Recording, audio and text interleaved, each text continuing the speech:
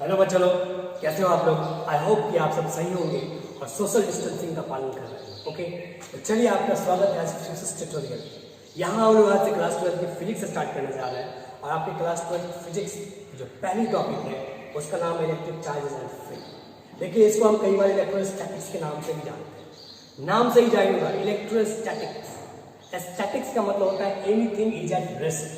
Okay, कोई भी चीज जो टाइम के साथ अपने पोजीशन में कोई चेंजिंग ना करे उसे हम कहते हैं रेस्ट में, स्टैटिक्स पोजीशन में। ठीक है, तो इलेक्ट्रोस्टैटिक में हम फिजिक्स के उस पार्ट की स्टडी करेंगे जो एक रेस्ट चार्ज के द्वारा क्या होगा, प्रोड्यूस होगा। ठीक है, तो सबसे पहले हम जान लेते हैं कि चार्ज क्या है। ओके, आप जानते हो कि यूनिवर्स में जितने भी मैटर वो छोटे छोटे पार्टिकल से मिलकर बने हुए हैं। छोटे छोटे पार्टिकल से मेरा मतलब है इलेक्ट्रॉन, प्रोटॉन और न्यूट्रॉन से। ओके, आप ये भी जानते हो कि इन पार्टिकल्स के पास कुछ मैसेज होते हैं। क्लियर है, ये मैसेज मैं यहाँ पे लिख रखा हूँ। ओके, इतनी बातें आप जानते हो। अब एक बात सुनो, चूंकि इन पार्टिकल्स के पास मासेज होते हैं और आप जानते हैं कि मास जो होता है ग्रेविटेशनल फोर्स के लिए रिस्पॉन्सिबल होता है। क्या बोल रहा हूँ मैं, जरा ध्यान से सुनना। मैं क्या बोल रहा हूँ, जब हम दो मास पार्टिकल को, मान लो ये M1 है, ये M2 है, जब हम दो मास पार्टिकल को किसी डिस्टेंस d के सेपरेशन पे रखेंगे, ये दोनों एक दूसरे को क्या करेगा, ग्रेविटेशनल फोर्स के कारण अट्रैक्ट करेगा। आप जानते हो फोर्स कितना होगा, F = G M1 M2/d²। ये चीज़ आप क्लास 11 में पढ़ चुके हैं। ओके, अगर नहीं तो आप क्लास 9 में ये चीज़ें आप पढ़े होंगे। ठीक है, जहाँ पे आप M1 M2 क्या है, दो मास पार्टिकल, d क्या है, इन दोनों के बीच का डिस्टेंस है, और ये g क्या है, ये इसको कहते हैं ग्रेविटेशनल कांस्टेंट, जिसकी वैल्यू कितनी होती है 6.67 × 10⁻⁻11 Nm²/kg²। इतनी बातें आप जानते हैं। आप जानते हो कि मासेज रिस्पॉन्सिबल होती है ग्रेविटेशनल फोर्स की। ओके, इसका मतलब अगर हम दो इलेक्ट्रॉन को 1 सेंटीमीटर के सेपरेशन पे रखते हैं, ये दोनों एक दूसरे को ग्रेविटेशनल फोर्स के कारण अट्रैक्ट करना चाहिए, और जब आप उसके बीच का ग्रेविटेशनल फोर्स निकालोगे, ये निकल के कितना आएगा, 6.67 Nm²/11 इंटू यहाँ पे मासेस पार्टिकल क्या है, इलेक्ट्रॉन का मास कितना होता है 9.1 × 10⁻31 kg। चूंकि M1 और M2 सेम है तो मैं इसी का स्क्वायर कर देता हूँ। एंड 1 सेंटीमीटर, देखना सारे यूनिट्स हमने SI सिस्टम में लिए। ओके, यहाँ पे सेंटीमीटर को अपने को मीटर में चेंज करना पड़ेगा। यहाँ पे मैं लिखता हूँ 0.01 मीटर, इसका स्क्वायर। और जब आप इस वैल्यू को कैलकुलेट करोगे ये वैल्यू निकल के आएगा 5.5 × 10⁻⁻67 मीटर। आप कैलकुलेट कर लेना। ठीक है, कहने का मतलब जब हम दो इलेक्ट्रॉन को 1 सेंटीमीटर के सेपरेशन में रखें तो इतना के फोर्स से एक दूसरे को क्या करना चाहिए, अट्रैक्ट करना चाहिए। बट ऐसा होता नहीं है, यही से चार्ज का कॉन्सेप्ट निकल के आया। एक दूसरे को अट्रैक्ट करने के बजाय जब हम दो इलेक्ट्रॉन को 1 सेंटीमीटर के डिस्टेंस पे रखते हैं, एक दूसरे को क्या करता है, रिपेल करता है। और जिस फोर्स से रिपेल करता है उस फोर्स का नाम दिया गया इलेक्ट्रिक फोर्स। ओके, जिस फोर्स से रिपेल करता है उस फोर्स का नाम दिया गया, और उस फोर्स को जब कैलकुलेट किया गया, एक दूसरे को रिपेल करता है, जिस फोर्स से रिपेल करता है उसका नाम दिया गया इलेक्ट्रिक फोर्स। और इसकी वैल्यू निकल के आई 2.3 × 10⁻23 न्यूटन, सॉरी 23। ओके, और जब आप कंपैरिजन करोगे इसके ग्रेविटेशनल फोर्स में और इलेक्ट्रिक फोर्स में, तो देखोगे कि इलेक्ट्रिक फोर्स का पावर 10⁻⁻24 न्यूटन है, इसका 10⁻⁻67 है। बट माइनस में जितना बड़ा होगा वो उतना ही छोटा होगा, और कंपैरिजन में इलेक्ट्रिक फोर्स जो है ग्रेविटेशनल फोर्स से कई गुना ज़्यादा बड़ा है। इसका मतलब इलेक्ट्रॉन के पास मास को छोड़ के कोई ऐसी प्रॉपर्टी भी रही होगी जिसके कारण ये इलेक्ट्रिक फोर्स हुआ होगा, और उसी प्रॉपर्टी का नाम दिया गया इलेक्ट्रिक चार्ज। समझ में आया? इलेक्ट्रिक चार्ज क्या है, किसी भी मैटर की वो प्रॉपर्टी है जिसके कारण इलेक्ट्रिक फोर्स होता है, या मैग्नेटिक फोर्स होता है, मैग्नेटिक फील्ड होता है, पोटेंशियल होता है। कहने का मतलब इलेक्ट्रिक एंड मैग्नेटिक इफेक्ट को प्रोड्यूस करता है। चार्ज किसी भी मैटर की वो प्रॉपर्टी है जो इलेक्ट्रिक और मैग्नेटिक इफेक्ट को प्रोड्यूस करता है। अभी हम लोग इलेक्ट्रिक फोर्स के बारे में देख रहे हैं।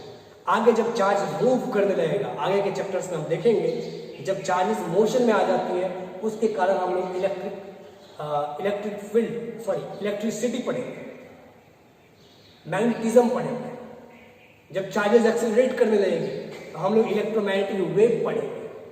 ओके, तो चलिए अभी हम लोग चार्ज के बारे में इतना कुछ जानते हैं। इस एक्सपेरिमेंट्स को थोड़ा सा और आगे बढ़ाते हैं।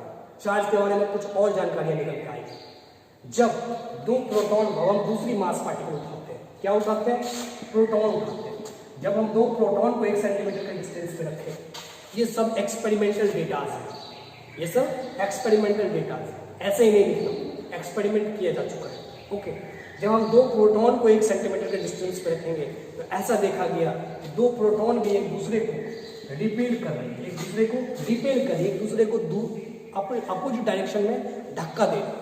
और जिस फोर्स से धक्का दे रही है वो वही फोर्स है जो इलेक्ट्रॉन दे रही है, 2.3 × 10⁻⁻24 न्यूटन। इलेक्ट्रॉन भी इसी फोर्स से एक दूसरे को रिपेल कर रहे थे, प्रोटॉन भी इसी फोर्स से एक दूसरे को रिपेल कर रही है। इसका मतलब जो इलेक्ट्रॉन और प्रोटॉन पे चार्ज है वो सेम है। क्लियर? इलेक्ट्रॉन और प्रोटॉन पे जो चार्ज है वो सेम है। जब दो न्यूट्रॉन को रखा गया, जरा सुनना, जब दो न्यूट्रॉन को रखा गया 1 सेंटीमीटर के डिस्टेंस पे, तो देखा गया एक दूसरे को रिपेल नहीं कर रही है, एक दूसरे को अट्रैक्ट कर रही है। क्लियर? एक दूसरे को रिपेल करने के बजाय एक दूसरे को अट्रैक्ट कर रही है। सिर्फ ग्रेविटेशनल फोर्स लग रहा है इसके बीच में, कोई इलेक्ट्रिक फोर्स काम नहीं कर रहा। ओके, इसका मतलब कि इलेक्ट्रॉन पे कोई चार्ज नहीं। यही नहीं, जब हम एक इलेक्ट्रॉन और एक प्रोटॉन 1 सेंटीमीटर के डिस्टेंस पे रखें, ऐसा देखा गया कि ये दोनों एक दूसरे को अट्रैक्ट कर रहे हैं। क्या कर रही है? अट्रैक्ट कर रही है। जरा ध्यान देना, जब हम दो इलेक्ट्रॉन को रख रहे हैं एक दूसरे को रिपेल कर रही है, जब दो प्रोटॉन को रख रहे हैं एक दूसरे को रिपेल कर रही है, न्यूट्रॉन को रख रहे हैं तो कुछ नहीं हो रहा, सिर्फ अट्रैक्शन हो रही है।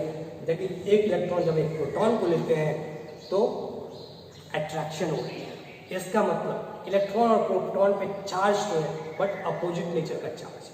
यहाँ से ये भी कंक्लूजन निकलता है, इलेक्ट्रॉन और प्रोटॉन पे चार्ज जो होगा बट क्या होगा? अपोजिट नेचर का चार्ज होगा। दो कंक्लूजन निकल के आए, एक तो इक्वल चार्ज होगा। क्यों भाई? क्योंकि एक दूसरे को इक्वल फोर्स से रिपेल कर रहा है। दूसरा, जब दोनों पार्टिकल को हम रख रहे हैं तो अट्रैक्ट कर रहा है, इसका मतलब अपोजिट नेचर का चार्ज होगा। और इस चार्ज को लिया गया E, इलेक्ट्रॉन के लिए लिया गया -E, प्रोटॉन के लिए लिया गया +E, और इसकी जो वैल्यू ली गई वो होती है 1.6 × 10⁻⁻19 कूलम। आप जानते हो ये जो चार्ज है सबसे स्मॉलेस्ट चार्ज होता है। ठीक है, अब देखो ये जो माइनस लिया गया, जरा सुनना, ये मैं लिखता हूँ, 1 मिनट, -+। अब ये जो माइनस लिया गया इसका ये कतई मतलब नहीं है कि इलेक्ट्रॉन का जो चार्ज है बहुत छोटा है और प्रोटॉन का जो चार्ज है बहुत बड़ा है। इसका ये मतलब नहीं, ये जस्ट साइन कन्वेंशन है। ये अपोजिट नेचर को शो कर रहा है, ये बड़ा छोटा शो नहीं कर रहा। क्या शो कर रहा है? अपोजिट नेचर को शो कर रहा है। समझ में आया यार? और जो न्यूट्रॉन पे चार्ज निकल के आया वो चार्ज है 0, न्यूट्रॉन पे कोई चार्ज नहीं होता है। यहाँ तक बातें समझ में आ गई होंगी मेरे हिसाब से। आप इसको पॉज करके नोट कर सकते हो। चलिए आगे बढ़ते हैं, चार्ज के बारे में कुछ और बातें करते हैं। अगर मैं चार्ज के सिंबल की बात करूँ, जरा सुनो ध्यान से, अगर मैं चार्ज के सिंबल की बात करूँ, इसको कैपिटल P या Q या स्मॉल Q से लिखते हैं। क्लियर है? अगर मैं इसके SI यूनिट की बात करूँ तो चार्ज की SI यूनिट होती है वो कूलम होती है, इसको कैपिटल C से लिखते हैं। ओके, और दूसरी बात देखो, यहाँ से चार्ज जो हम एक्सपेरिमेंट्स में मैंने देखा है, जब एक्सपेरिमेंटल डाटास को मैं रख रहा था सामने, तो आप देख रहे थे कि जब हम प्रोटॉन या इलेक्ट्रॉन को रख रहे थे एक दूसरे को क्या कर रहे हैं? रिपेल कर रहे हैं। ओके, लेकिन जब एक इलेक्ट्रॉन एक प्रोटॉन को रखते हैं तो एक दूसरे को अट्रैक्ट कर रहे हैं। यहाँ से ये बात भी निकल के आया कि लाइक चार्जेस, मतलब एक तरह के जो चार्जेज होंगे वो एक दूसरे को क्या करेगा? रिपेल करेगा। अनलाइक चार्जेस यानी कि जो अलग नेचर का चार्ज होगा दूसरे को क्या करेगा? अट्रैक्ट करेगा। मैं ये लिखता हूँ, charges are of 2 types, charges are of 2 types, positive and negative. Charge 2 तरह के होते हैं, एक पॉजिटिव और दूसरे को नेगेटिव मान लिया गया। ठीक है, दूसरी चीज इसी में लिखता हूँ, also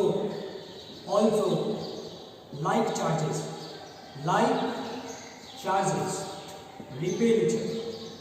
repel each other and unlike charges attract each other. Like charge जो होगा एक दूसरे को रिपील करेगा, अनलाइक चार्ज जो होगा एक दूसरे को अट्रैक्ट करेगा। चलो इतनी बातें जाने, अब नेक्स्ट टॉपिक हम लोग पढ़ने जा रहे हैं प्रॉपर्टीज ऑफ चार्ज। चार्ज की कुछ प्रॉपर्टीज होती है, मैं सबको यूज कर रहा हूँ, इसको पहले वाले नोट करने के बाद आप ये चीज़ें नोट कर लेना, वैसे समझ में आ रहा होगा मेरे हिसाब से। चलिए अब हम नेक्स्ट टॉपिक देंगे प्रॉपर्टीज ऑफ चार्ज। आप लोग नोट कीजिए प्रॉपर्टीज ऑफ चार्ज।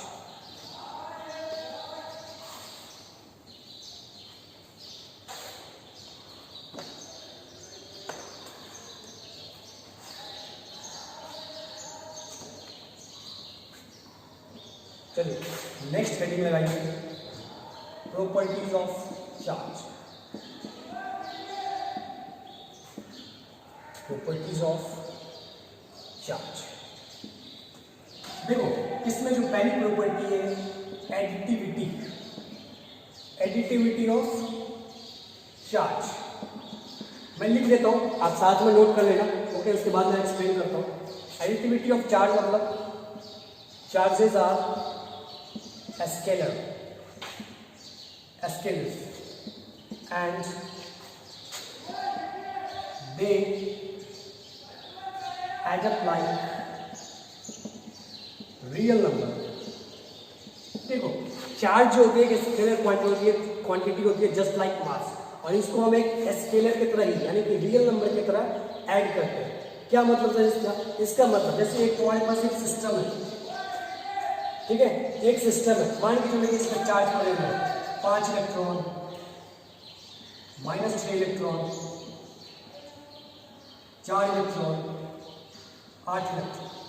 कोई अगर आपसे पूछे कि बताओ कि सिस्टम पे टोटल चार्ज कितना है, सिस्टम पे नेट चार्ज कितना है, आप कुछ नहीं करोगे, आप सबको जैसे एल्जेब्रिक सम करते हो सबको आप ऐड कर दोगे। अगर इस सिस्टम का टोटल चार्ज आपसे पूछा जाए, टोटल चार्ज आपसे पूछा जाए तो आप क्या करोगे? 5 electron plus -6 electron plus 4 electron plus 8 electron बराबर प्लस माइनस -6, ठीक है, ये 5 इलेक्ट्रॉन।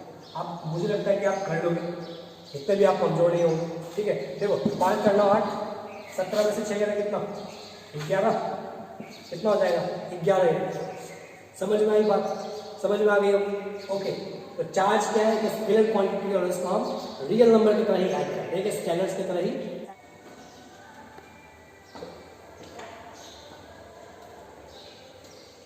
चलिए तो अब चार्ज की दूसरी प्रॉपर्टी हम लोग देखते हैं। जो दूसरी प्रॉपर्टी चार्ज की है वो है कंजर्वेशन, कंजर्वेशन ऑफ चार्ज। जरा लिखना मेरे साथ, एक लाइन लिखना, the algebraic sum of positive and negative, the algebraic sum of positive and negative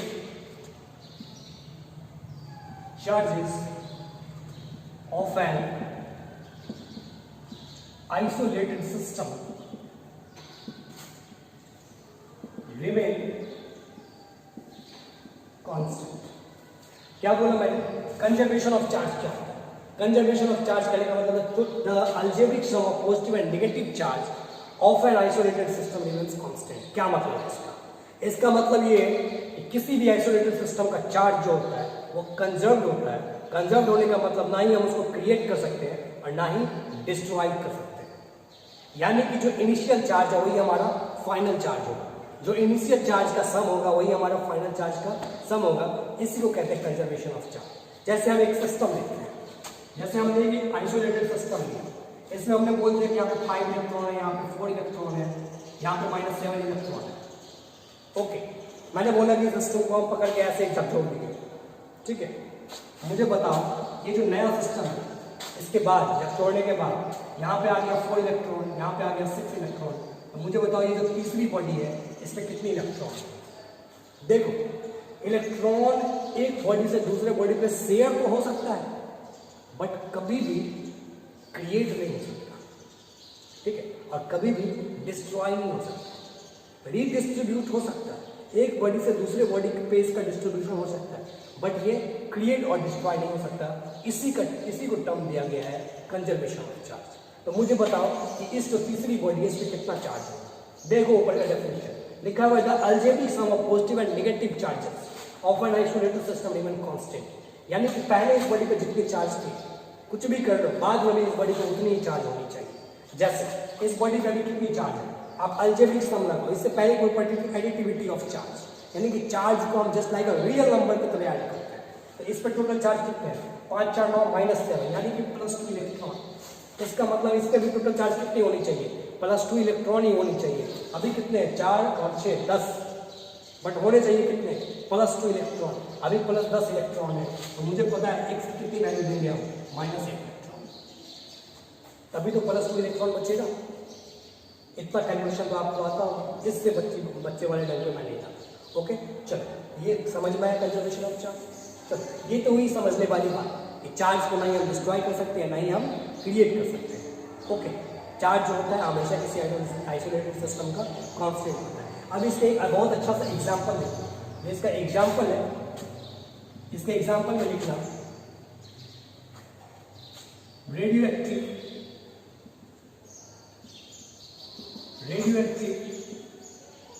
decay of uranium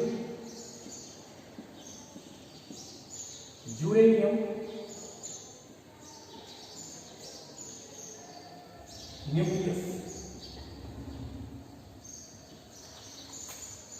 conservation of charge का बहुत सारा एग्जाम्पल है। एक एग्जाम्पल मैं आपके सामने रख रहा हूँ, वो एग्जाम्पल है radioactive decay of uranium nucleus. क्या है सर ये, देखो जब हम यूरेनियम जिसकी एटॉमिक मास होती है कितनी, 238 और एटॉमिक नंबर कितना होता है 92, जब हम इसका डिके करवाएं, जब इसका रेडियोएक्टिव डिके होगा तो ये हमारा ओडियम में टूट जाएगा, जिसका कितना होता है एटॉमिक मास 234 और एटॉमिक नंबर कितना 90, प्लस हीलियम जिसका एटॉमिक मास 4 और एटॉमिक नंबर। तो आप देख सकते हो जब यूरेनियम का रेडियोएक्टिव डिके होता है तो ये थोरियम और हीलियम में टूट जाता है। बट यहाँ पे कंजर्वेशन ऑफ चार्ज क्या है सर, कंजर्वेशन ऑफ चार्ज ये है कि जो इनिशियल चार्ज था हमारा वही फाइनल चार्ज होगा, जो इनिशियल चार्ज का अलजेब्रिक सम था वही हमारा फाइनल चार्ज का भी होगा। अब देखो बिफोर डिके ये है हमारा आफ्टर डिके। मुझे बताओ टोटल चार्ज कितना है before decay, total charge before decay कितना है, अरे जितना नंबर ऑफ इलेक्ट्रॉन, जितना जो एटॉमिक नंबर होता है वही इलेक्ट्रॉन का नंबर होता है, और इलेक्ट्रॉन पे जितना चार्ज होता है वही हमारा टोटल चार्ज होता है। चलो ये कितना है 92 प्लस 92 इलेक्ट्रॉन, मतलब डिके से पहले हमारा कितना इलेक्ट्रॉन है +92, डिके के बाद कितना, यहाँ पे 90 इलेक्ट्रॉन प्लस यहाँ पे 2 इलेक्ट्रॉन, यहाँ भी कितना 92 इलेक्ट्रॉन। क्या होगा, इनिशियल चार्ज जो होगा हमेशा ही फाइनल चार्ज के बराबर होगा। इसी को कहते हैं कंजर्वेशन ऑफ चार्ज। अगर आप स्टेटमेंट देखना चाहो तो ये स्टेटमेंट।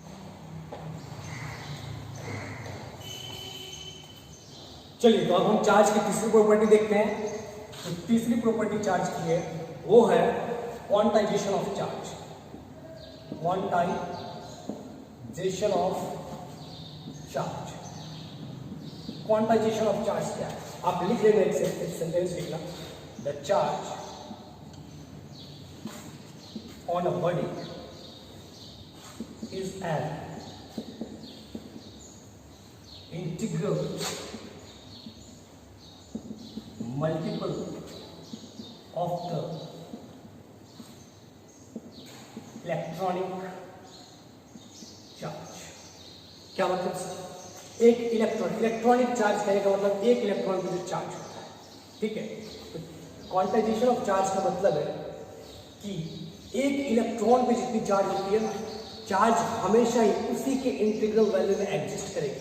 जैसे अगर आपका ये एक न्यूट्रल बॉडी है या आपका एक दूसरा न्यूट्रल बॉडी है, आप जानते हो कि जब आप इस पर से एक इलेक्ट्रॉन ट्रांसफर करोगे तो इस पर +1 पॉजिटिव चार्ज आएगा, इस पर -1 चार्ज आएगा। जब आप इस पर से 2 इलेक्ट्रॉन ट्रांसफर करोगे इस पर +2 पॉजिटिव चार्ज आएगा और इस पर -2 नेगेटिव चार्ज आएगा।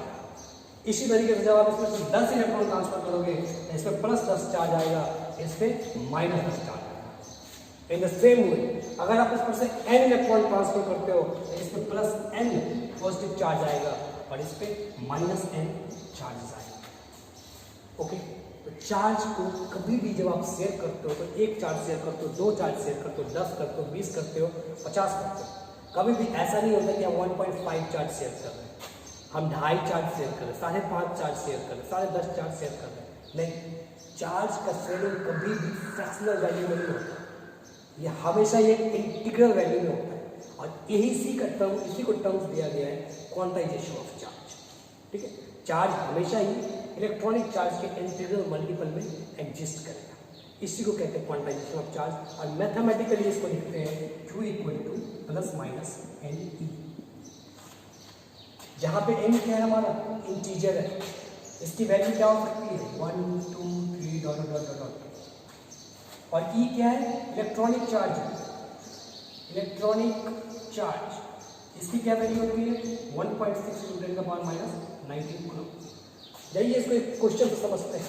आपको एक क्वेश्चन दिया गया, बताइए ये एक न्यूट्रल बॉडी है हमारा, ये हमारा न्यूट्रल बॉडी है, इस पर से 10⁻19 इलेक्ट्रॉन को ट्रांसफर किया गया। कितने इलेक्ट्रॉन को ट्रांसफर किया गया 10⁻19 इलेक्ट्रॉन को ट्रांसफर किया गया। तो बताइए कि इसमें कितना चार्ज है। अभी मैंने बोला जब हम एक इलेक्ट्रॉन को ट्रांसफर करते हैं तो इस पर +1 आता है, और जो एक्सेप्ट करता है इलेक्ट्रॉन को तो उस पर -1 आता है। अगर इस पर से हम 10 इलेक्ट्रॉन ट्रांसफर करें इस पर +10 पॉजिटिव चार्ज आएगा और इस पर -10 पॉजिटिव चार्ज आएगा। इस पर से अगर हम n इलेक्ट्रॉन को ट्रांसफर करते हैं तो इस पर +n पॉजिटिव चार्ज आया है और इस पर -n पॉजिटिव चार्ज आया है। क्वेश्चन बोल रहा है आपको इस पर से 10⁻19 इलेक्ट्रॉन को ट्रांसफर किया गया है, तो बताइए कि इसमें कितना चार्ज आएगा। इस फॉर्मूला का आप यूज कीजिए क्वांटाइजेशन ऑफ चार्ज का। Q बराबर होता है NE, ओके, ±N, जहाँ पे n क्या होता है number of electron, number of charge, जिसकी वैल्यू हमेशा ये इंटीजर होती है। Of course it is an integer. ये कितना है 10⁻19 इलेक्ट्रॉन को ट्रांसफर किया गया। और E की वैल्यू आप जानते हो, ये तो कांस्टेंट है हमारा, इसकी वैल्यू कितनी है 1.6 × 10⁻⁻19 कूलम। पुट कर दीजिए आप, ये इसको कैंसिल करेंगे, आपके पास बचेगा 1.6। तो जब हम एक बॉडी से 10⁻19 इलेक्ट्रॉन को ट्रांसफर करेंगे तो हमारे पास कितना बचेगा चार्ज 1.6 कूलम। और जरा सुनिएगा, अगर आपके ऑप्शन ए में -1.6 है, ऑप्शन बी में 1 + 1.6 है, तो आप 1.6 + 1 आंसर मारोगे, क्योंकि ये क्या बोल रहा है ट्रांसफर किया जा रहा है। जब हम ट्रांसफर करेंगे तो हमारे ऊपर कौन सा चार्ज आएगा पॉजिटिव वाला। इसी क्वेश्चन में अगर आता है कि हम 10⁻19 इलेक्ट्रॉन को एक्सेप्ट कर रहे हैं तो बताओ मेरे ऊपर कितना चार्ज आएगा, तो हमारा नेगेटिव में आंसर होता है। अभी बोला था ना, जो एक्सेप्ट करेगा उस पर नेगेटिव चार्ज आता है, जो डोनेट करेगा उस पर पॉजिटिव चार्ज आता है। समझ में आया? चलिए, इस पर और ढेर सारा क्वेश्चन आप देख सकते हो। जैसे हम दूसरी क्वेश्चन बोल रहे हैं, दूसरा क्वेश्चन है बताइए कितने इलेक्ट्रॉन, ठीक है, 1 कूलम चार्ज में कितने इलेक्ट्रॉन होंगे। मैं क्या बोल रहा हूँ, 1 कूलम चार्ज में हाउ मेनी इलेक्ट्रॉन, लिख रहा हूँ, sorry, how many electron are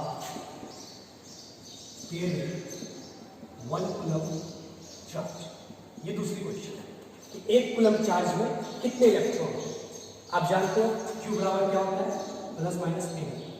आपसे क्या पूछ रहा है, नंबर ऑफ इलेक्ट्रॉन पूछ रहा है, कितने में 1 कूलम चार्ज में, यानी कि चार्ज कितना दिया गया है 1 कूलम।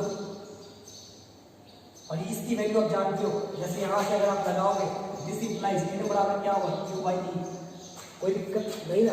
इस Q की वैल्यू कितनी दी गई है 1 कूलम, E की वैल्यू कितनी होती है 1.6 × 10⁻⁻19 कूलम। कैलकुलेट कर लो, ये ऊपर जाएगा पॉजिटिव आएगा, 1.6 को डिवाइड कर दो इसमें। समझना है? तो इस तरीके से हमारे क्वेश्चन बनते हैं। चलिए, इसमें मैं 2 क्वेश्चन और होमवर्क में लिखता हूँ, आप करके आइए, उसे मैं नेक्स्ट क्लास में लिखाऊंगा, ठीक है। चलिए, पहला क्वेश्चन है SW होमवर्क, फर्स्ट क्वेश्चन सुनिएगा। पहला क्वेश्चन है, क्वेश्चन बोल रहा है बताइए 3 ग्राम वाटर में चलिए मैं लिख ही देता हूं, how many electron are there in 10 gram water and negative charge possessed by them। पूछा जा रहा है कि 10 ग्राम वाटर में कितने इलेक्ट्रॉन होंगे, ठीक है, और इसके द्वारा कितना इलेक्ट्रॉनिक चार्ज पोजेस किया जाएगा, इसमें कितना इलेक्ट्रॉनिक चार्ज होगा। ये हुआ आपका पहला क्वेश्चन। दूसरा क्वेश्चन बोल रहा है कि अगर आपका एक बॉडी है, ठीक है, a body gives 10⁹ electron per second. एक बॉडी है जो हर सेकेंड 10⁹ इलेक्ट्रॉन क्या करता है, देता है। तो मुझे बताओ हाउ मच टाइम, आपसे पूछ रहा है how much time is required to get total charge of 1 coulomb. Question है कि कोई body 10⁹ electron per second donate कर रहा है, दे रहा है, तो मुझे बताओ कि 1 कूलम चार्ज तक पहुंचने में कितना टाइम लगेगा। ठीक है, ये 2 क्वेश्चन आपके होमवर्क में है, या मैंने आज के लेक्चर में चार्ज उसकी प्रॉपर्टीज पढ़ा। नेक्स्ट क्लास में हम लोग कूलम्स में पढ़ेंगे और इस दोनों क्वेश्चन को डिस्कशन करेंगे। Thank you very much.